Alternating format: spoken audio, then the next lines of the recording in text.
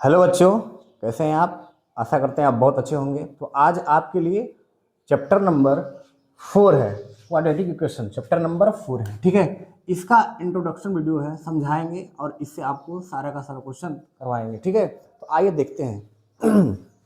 सबसे पहले आप क्वाड्रेटिक इक्वेशन को समझिए कि क्या है क्वाड्रेटिक इक्वेशन, ठीक है मेरे बच्चों। देखिए क्वाड्रेटिक इक्वेशन क्या है। एक quadratic equation is a polynomial of second degree. Quadratic equation मेरे प्यारे बच्चों एक पोलिनोमियल ही होता है, जो हम पोलिनोमियल पहले चैप्टर में पढ़ा चुके हैं, सेकंड चैप्टर, ठीक है। कि एक quadratic equation is a polynomial of second degree. मतलब कहने का कि एक पोलिनोमियल है, लेकिन जिसका डिग्री क्या होना चाहिए, सेकंड होना चाहिए। मतलब हाईएस्ट जो डिग्री होगा मेरे प्यारे बच्चों क्वाड्रेटिक इक्वेशन का, वो 2 होगा। मतलब हाईएस्ट कहिए या लो कहिए, 2 होना ही चाहिए। किसी भी क्वाड्रेटिक इक्वेशन अगर होगा उसमें मैक्सिमम घात 2 होना ही चाहिए। अब मिनिमम घात ही 2 ही होना चाहिए। मतलब एटलीस्ट आपको x पावर 2 होना चाहिए, ठीक है। उसका मतलब कहने का मतलब यही है, ठीक है। एग्जाम्पल दे दिए हैं। देखिए यहाँ पर हाईएस्ट जो पावर है 2 हो, ठीक है। लोवेस्ट पावर से मतलब नहीं है, अगर 2 होना ही चाहिए। किसी भी क्वाड्रेटिक इक्वेशन में x पावर 2 है तो इसको बोलेंगे, या y के पावर 2 है, या z के पावर 2 है, या t के पावर 2 है, t के पावर 2 है, तो हम कहेंगे कि कैसा इक्वेशन है, क्वाड्रेटिक इक्वेशन है, ठीक है। Every quadratic equation has 2 solution. हम आपको बताए थे कि देखिए ये जैसे कि x के पावर 2x प्लस 5 है, तो मैं कहा था कि जितना डिग्री होता है, जितना भी किसी भी पोलिनोमियल का डिग्री जितना होता है उतना सॉल्यूशन होता है। तो ये भी तो एक पोलिनोमियल ही है, तो जितना इसका पावर होगा, पावर इसमें कितना है 2 है, इस तरह का सॉल्यूशन कितना हो जाएगा 2 होगा। तो वही बोल रहा है, लिखा गया है कि every quadratic equation has 2 solution. अब इसको स्टैंडर्ड फॉर्म में कैसे लिखा था, देखिए स्टैंडर्ड फॉर्म में ax square plus B x plus c equal to 0। ये है क्वाड्रेटिक इक्वेशन का स्टैंडर्ड फॉर्म। ओके नाउ अब देखिए methods to solve the quadratic equations. 2 types of method है क्वाड्रेटिक इक्वेशन को सॉल्व करने के लिए। तो पहला मेथड जिसको बोलते हैं फैक्टराइजेशन मेथड, क्लास 8 में आप पढ़ चुके होंगे, फिर भी यहाँ पर बताया जाएगा अच्छे से।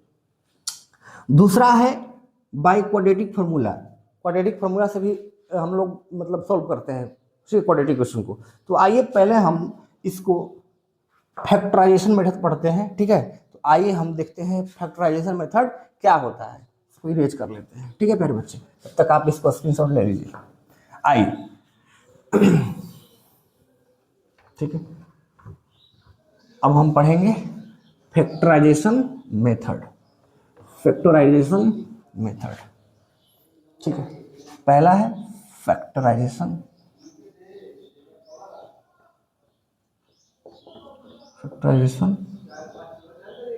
मेथड, ठीक है मेरे प्यारे बच्चे। अब एक एग्जाम्पल से आपको समझाते हैं। एक एग्जाम्पल देखिए। एग्जाम्पल आप एनसीईआरटी बुक का है, 2x square minus 5x plus 3 equal to 0। अब इसको हम लोग फैक्टराइजेशन मेथड से कैसे हम इसमें 2 सॉल्यूशन होगा, क्योंकि x का पावर 2 है, कैसे निकालते हैं ध्यान दीजिएगा। मिडिल टर्म को स्प्लिट करके इसको हम लोग निकालेंगे। कैसे निकालना है समझिए। जब भी आपको फैक्टराइजेशन मेथड से निकालना होगा, सबसे पहले इसको और इसको मल्टीप्लाई कर देते हैं एक्स स्क्वायर कोफिशिएंट में, और यहाँ पर जितना भी होगा उसके मल्टीप्लाई करेंगे तो कितना हो जाएगा 3 2 जा 6। बस अब 6 का क्या करना है, हमको फैक्टर निकालना है, ठीक है। फैक्टर निकालेंगे तो 2 3 जा 6 और 3 3 जा 1, ठीक है। अब क्या करना है कि हमको यहाँ पर किसी भी कीमत पे जोड़ने पर -5x आना चाहिए। आप चाहें तो इसमें -2 ले सकते हैं, -3 ले सकते हैं, +2 ले सकते हैं, -3 ले सकते हैं, ये आप कर सकते हैं। लेकिन जोड़ने पर मेरे पास -5x आना चाहिए। तो क्या मैं अगर ऐसे जोड़ूँ तो 2 और 3 5 हो जाएगा, लेकिन हमें 5 माइनस में नहीं आ रहा है।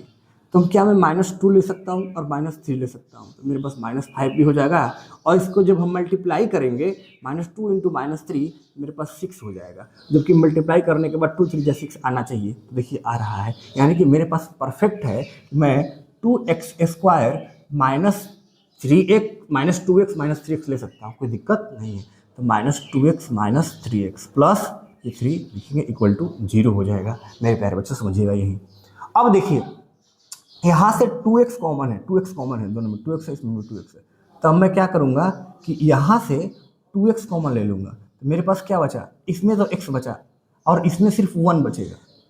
मेरे प्यारे बच्चे, अब मैं क्या करूँगा कि मैं इसमें से 3 कॉमन लूँगा, तो 3 कॉमन, माइनस के 3 कॉमन लिया तो 3 तो यहाँ पर आ गया। अब यहाँ ये माइनस ले चुके हैं तो यहाँ x बचेगा, लेकिन ये यहाँ माइनस कॉमन ले आऊँ तो यहाँ पर माइनस हो जाएगा जो प्लस है। अब यहाँ माइनस कॉमन ले आया ना, तो जो तो माइनस होता है प्लस हो जाएगा, और जो प्लस है वो माइनस हो जाएगा, यानी कि -1 हो गया इक्वल टू 0। यानी कि मैं क्या कर सकता हूँ मेरे प्यारे बच्चों कि मेरे पास 2x - 3 into x - 1 equal to 0 हो गया, कहें कि 2x - 3 को ले लिए, कहे दोनों में से कोई एक को यहाँ पर लिख लिया। ठीक है, अब आपको x की वैल्यू पता करना है, 2x - 3 एक बार 0 ले लेंगे यहाँ पे, और x - 1 इक्वल टू 0 ले लेंगे यहाँ पे। तो आप ध्यान से देखिएगा, 2x बराबर इधर -3 जो है 0 की साइड जाएगा तो 3 हो जाएगा, x इक्वल टू हो जाएगा 3/2।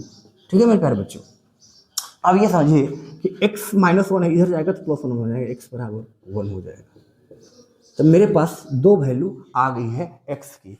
तो ऐसे ही आपको क्या करना है, फैक्टराइजेशन मेथड से आपको बनाना है। ठीक है, अब आगे आपको बता रहे हैं कि बाई क्वाड्रेटिक फार्मूला से हम लोग कैसे इसको सॉल्व करते हैं। ठीक है प्यारे बच्चे, इसको इरेज कर लेते हैं, तब तक आप इसको स्क्रीनशॉट ले लीजिए। ठीक है, ओके, और ट्राई कीजिएगा आपने से खुद से।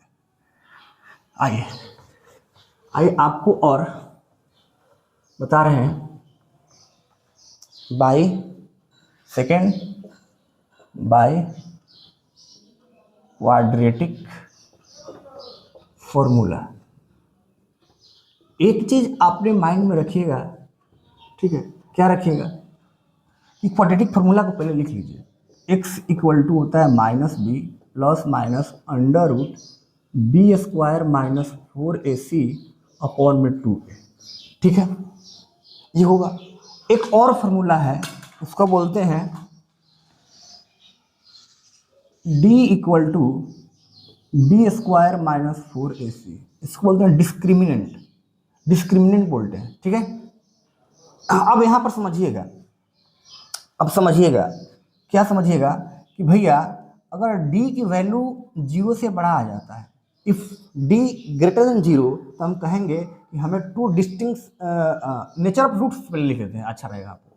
नेचर ऑफ रूट्स कैसे पता करेंगे कौन सा रूट्स में क्या वैल्यू है, तो अगर d का वैल्यू क्या है, 0 से बड़ा है, d 0 से बड़ा है, तो नेचर ऑफ रूट कैसा होगा, 2 डिस्टिंक्ट रियल रूट्स। सर इसका मतलब क्या हो गया कि भैया अलग अलग आएगा, रियल होगा, मतलब कि अगर x के वैल्यू अगर ये 2 है तो दूसरा हो जाएगा 3, ये हो जाएगा real.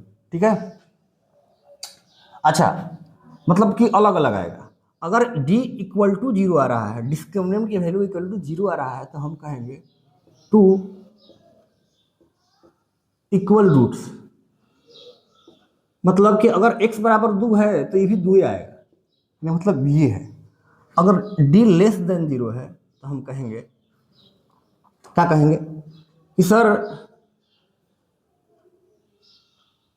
No equal roots, no equal roots, no equal roots, या हम कह सकते हैं हाँ नो इक्वल रूट्स इक्वल नहीं होंगे, मतलब no roots possible, no roots possible लिख देंगे, नो रूट्स पॉसिबल, कोई रूट पॉसिबल नहीं होगा। अगर d की वैल्यू 0 से छोटी आ जाए तो नो रूट्स पॉसिबल। ठीक है, अब यहां पर आपको क्या करना है, अब ये चीज आपको पहले लिख लेना है। ठीक है, उसके बाद हम बता रहे हैं कि इस फार्मूला से कैसे हम लोग क्वाड्रेटिक इक्वेशन को निकालते हैं, और आपको इसका क्या बोलते हैं, इसको डिस्क्रिमिनेंट भी निकालना सिखाएंगे कि कैसा रूट्स है कैसा रूट्स नहीं है। तो इसको पहले आप लोग लिख लीजिए। ठीक है मेरे प्यारे बच्चे, आइए सेम वही क्वेश्चन लेते हैं, इसको इरेज कर देते हैं। ठीक है, देखिए आप समझिएगा यहाँ पे, देखिए मैं वही एग्जाम्पल जो आपको पहले लिया था, एग्जाम्पल से समझेंगे तो बहुत अच्छे से समझ में आ जाएगा। एग्जाम्पल x² 2x² - 5x + 3 है, मैं तो यही लिया था, एग्जाम्पल में है NCERT बुक्स का। ठीक है, इक्वल टू 0 है। अब आप यहाँ पर समझिएगा कि हमको फॉर्मूला लगाना है क्या, बाई क्वाड्रेटिक फॉर्मूला। अब समझिए आप, x बराबर minus b plus minus under root b square minus 4ac upon में 2a। ठीक है मेरे प्यारे बच्चे, अब देखिएगा आप अच्छे से, ये माइनस भी पहले से ही है तो माइनस तो इसको रख लेंगे। अब आपको पता है कि ये होता है A x square plus B x, इस टाइप में होता है A x square plus B x plus C. General form तो यही होता है, यानी कि यहाँ ए है, ए कितना है 2 है, बी कितना है -5 है, और सी कितना है 3 है, यानी कि बी कितना है -5 है, यानी कि -5 माइनस पहले से ही है और बी की जगह -5 है, प्लस माइनस, और बी की जगह पर -5 है तो -5 का क्या हो जाएगा स्क्वायर -4। ए का वैल्यू कितना है 2 है तो 2 इंटू सी कितना है तो 3 है, 3 डिवाइडेड बाई 2 इंटू ए का वैल्यू 2 है। अब ध्यान से देखिएगा मेरे प्यारे बच्चे, तो ये माइनस माइनस प्लस हो जाएगा तो प्लस के 5 हो गया, ठीक है, प्लस माइनस। अब देखिए -5 के स्क्वायर, किसी भी संख्या के रूट में इवन नंबर हो तो उस माइनस का वैल्यू खत्म हो जाता है, यानी कि 5 का स्क्वायर कितना होता है 25, माइनस 4 गुने के 8, 8 3 के 24 अपॉन में 4। अब ध्यान से देखिएगा मेरे प्यारे बच्चे, 5 तो 5 ही रहेगा और 25 में से 24 घटेगा 1, रूट के 1 बट्टा में कितना हो जाएगा 4, यानी x का जो वैल्यू है वो 5 और प्लस माइनस रूट 1 का मान 1 ही होता है बट्टा में 4। तो मेरे पास 2 वैल्यू आ रहा है, क्या, एक तो मैं यहाँ पर लिख सकता हूँ, यहाँ पर देखिए इसी को यहीं पर लिखते, नीचे से दिख जाएगा आपको शायद, नहीं तो यहाँ पर लिख देते हैं। देखिए x को मैं क्या कर सकता हूँ, एक बार प्लस लेते हैं एक बार माइनस लेते हैं, तो 5 + 1/4, एक x बराबर हो जाएगा 5 - 1/4।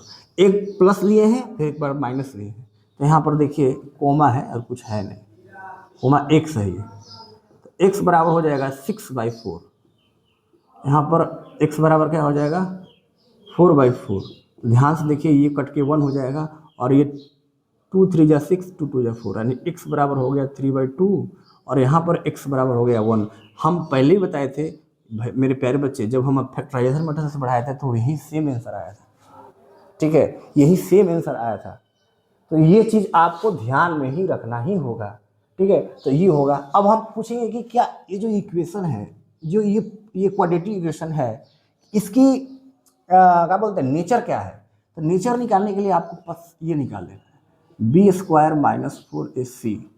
बस b का मान कितना दिया है -5, तो -5, ठीक है, इन -4, a का मान कितना दिया 2 दिया है, इंटू 2 इंटू c का मान 3 दिया है।